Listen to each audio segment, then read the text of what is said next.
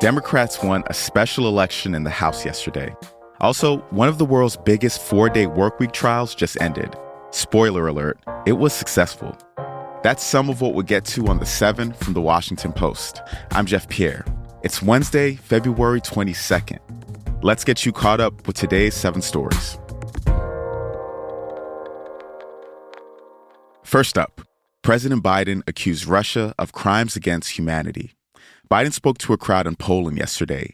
He urged nations to recommit to defending Ukraine ahead of Friday's anniversary of the start of the war. 1 year into this war, Putin no longer doubts the strength of our coalition, but he still doubts our conviction. He doubts our staying power. He doubts our continued support for Ukraine. He doubts whether NATO can remain unified. But there should be no doubt. Our support for Ukraine will not waver. NATO will not be divided, and we will not tire. Meanwhile, in Russia, President Vladimir Putin announced that he's suspending participation in a key nuclear arms treaty with the U.S. This was alarming to Western officials. The bigger picture here is that the two speeches came at a pivotal moment in the war. Military analysts say that fighting in the spring could be decisive.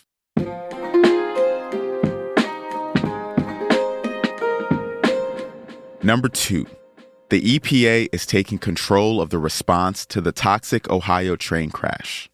The derailment happened earlier this month. It released chemicals and fumes in East Palestine. That's near the Pennsylvania border. Many residents are worried about the effects on their health. The EPA ordered Norfolk Southern to clean the area and pay for damages under a plan approved by the agency. EPA Administrator Michael Regan outlined the company's responsibilities yesterday. Norfolk Southern will clean up all contamination in soil and water and safely transport that contamination to the appropriate locations to ensure that residents are not impacted further. From the debris and the chemicals you see in the waterways to the soil in and around the crash site. This work will be done to EPA specifications. This is the Biden administration's strongest response yet to the crisis. Here's number 3. Democrats won a special election yesterday for a vacant House seat.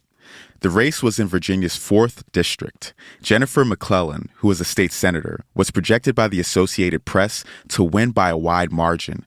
She'll step in for Democrat Donald McCeachin, who died in November. McClellan will be the first Black woman to represent Virginia in Congress. Number 4. The Biden administration issued its strictest border control measure yet. It's set to start in May, and the rule will punish asylum seekers if they cross the border illegally, or if they don't apply for protections in the nations they pass through on their way to the U.S. This is the latest move aimed at strengthening a potential vulnerability for Biden if he runs for re-election next year, although the announcement has already drawn criticism from all sides.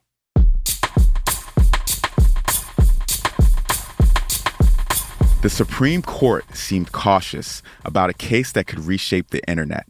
That's story number 5.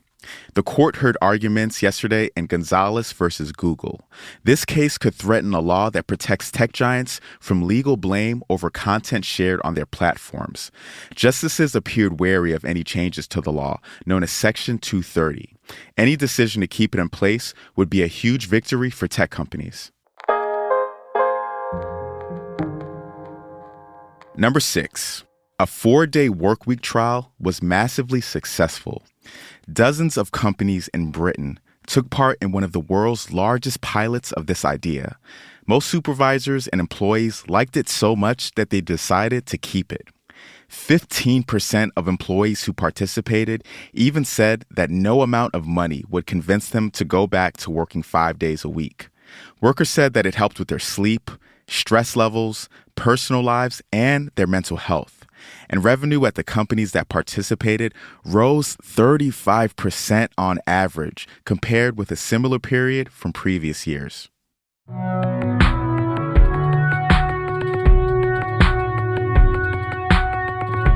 And at number 7, strange DNA found in the desert could hold secrets about life on Mars. Researchers found bits of DNA in Chile's Atacama Desert that belong to organisms that are unknown to science. This is thanks to state-of-the-art equipment that the scientists used. Now, here's the really cool part. If or when we bring Martian soil samples back to Earth, the equipment used to examine the Atacama soil could more accurately tell us about past or present life on the red planet. And just like that, you're all caught up. Don't forget to share this podcast with a friend. And today's episode might even be a good one to share with your boss. I'm Jeff Pierre, and I'll meet you back here tomorrow.